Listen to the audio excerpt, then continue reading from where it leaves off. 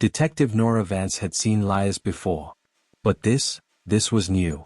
Two men sat across from her in identical suits, identical faces, identical stillness.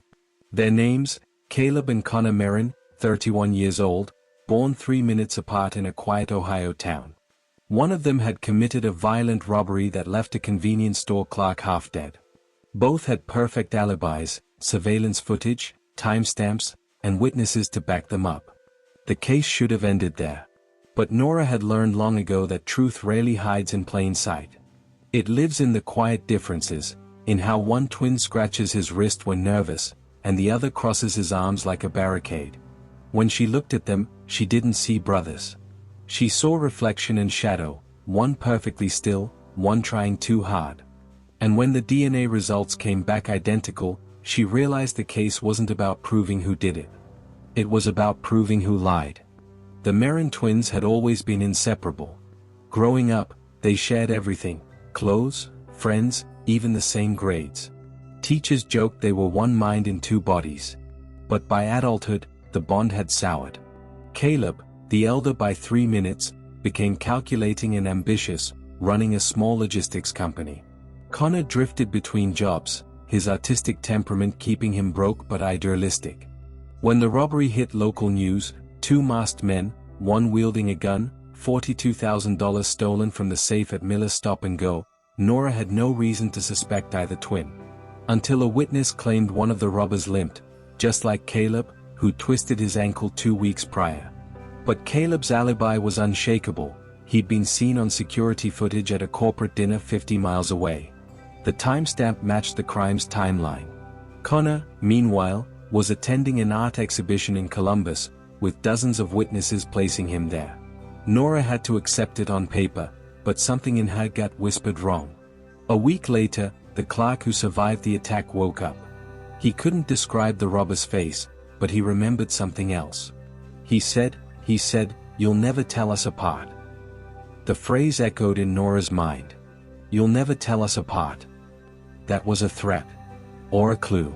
She began retracing the twins' movements. Both alibis were airtight, yes, but only if the security footage was authentic. A small discrepancy surfaced. Caleb's company dinner was hosted at Harrow's Bistro, yet the footage showed a reflection of a sign across the street, Elliot's Bar, which was 17 miles away from the actual location. Someone had manipulated the footage. Still, Nora needed proof. She subpoenaed phone records, GPS logs, and call data. What she found chilled her. The brothers had exchanged no calls or texts in over 2 months. 4 twins once inseparable, that silence screamed volumes. Nora confronted the brothers separately. Caleb arrived in a pressed suit, exuding confidence. "Detective, this obsession of yours is bordering on harassment," he said smoothly. Connor came in quietly, avoiding eye contact.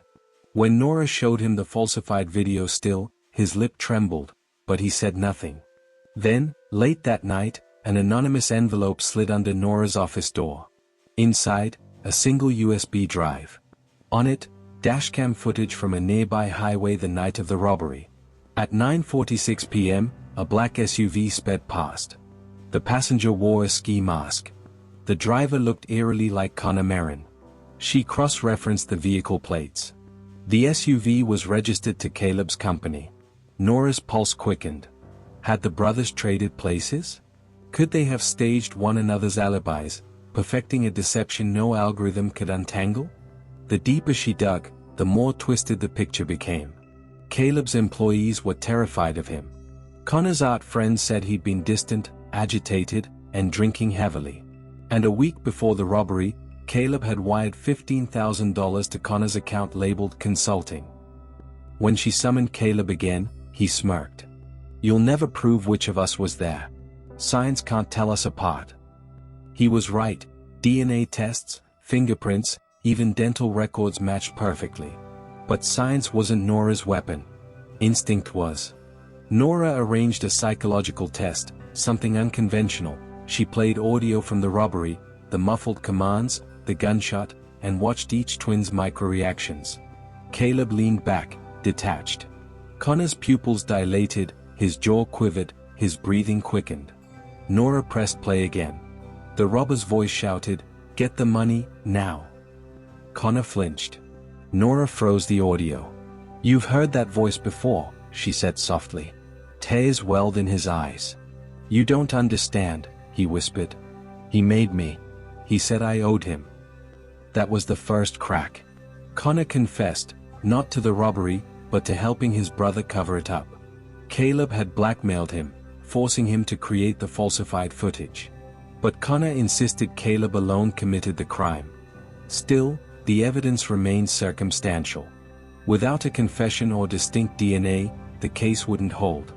Then Nora remembered something: the blood-stained glove found behind the store's dumpster.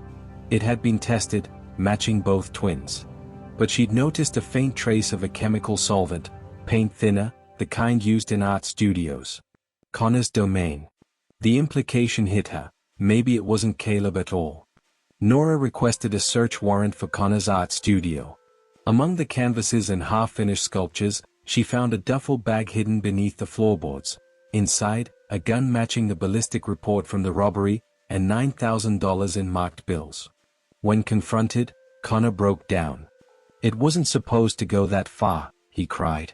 "He planned it, but I pulled the trigger." The story unfolded in fragments. Caleb had conceived the heist to pay off company debts, using Connor's limp as a decoy detail in case of suspicion. But when the clerk resisted, Connor panicked and fired. Caleb had cleaned up the aftermath, constructed both alibis, and convinced his brother they'd walk free. They almost did. Nora arrested them both. Caleb for conspiracy and evidence tampering. Connor for armed robbery and attempted murder. Yet even as they were let out in cuffs, they exchanged a look, unreadable, venomous, and heartbreakingly familiar. At trial, their lawyers argued identical genetics made identification impossible.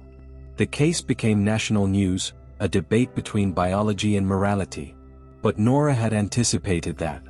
In her closing argument, she presented the psychological fingerprint, a technique still experimental.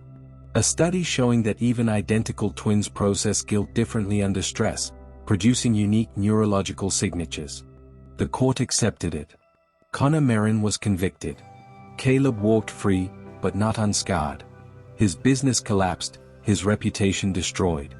Months later, Nora received another anonymous envelope. Inside, a single painting.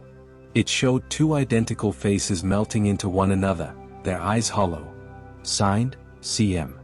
Months passed. Connor's confession replayed in Nora's mind, but so did Caleb's final words: "Science can't tell us apart." She sometimes wondered if justice had truly chosen the right man, or if the twins had one last trick to play. The painting on her office wall, the one sent anonymously, seemed to whisper that truth was still divided, bleeding through its own reflection. Maybe both were guilty. Maybe both were victims. And maybe, in the end, the real crime wasn't the robbery, but the betrayal that split a single soul in two.